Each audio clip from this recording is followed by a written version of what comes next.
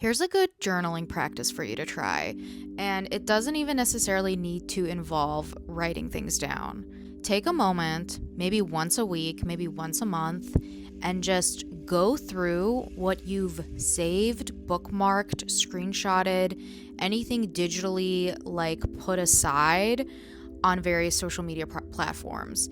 Because I don't know about anybody else, but one of the things that I get deeply overwhelmed by is thinking about how many things I have tapped like on or tapped the saved button on. And personally, the one thing that keeps me sane through all of that is categorizing and making folders and archiving things in some way. And yes, this doesn't really need to involve writing things down, although I would highly recommend it if you are a journal keeper, a diary keeper, and especially if you're not sure what to keep in your diary or what to keep in your journal. There's a great place to start. Why don't you start with what you've been consuming? What is the breadth of information that you've been taking in?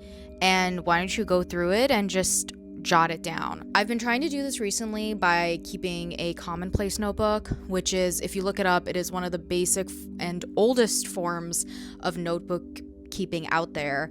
And you can use it in a lot of different ways, but it's basically, the way I view it, is just like a media archive. So it still involves, putting down the date and, putting in an entry, but you don't have to worry about necessarily pulling it all from your head. You just kind of go through like a movie that you liked and you jot it down. Maybe you jot down a quote.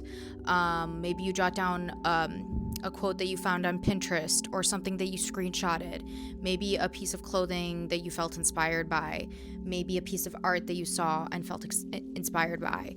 I do really think this act of journaling and writing it down makes it a better practice than just saving and liking things kind of mindlessly sometimes and letting it just accumulate and sit in your phone. But I think if you're not a journaler, you can just start by categorizing and adding folders and just having a day out of the week where you just look things over.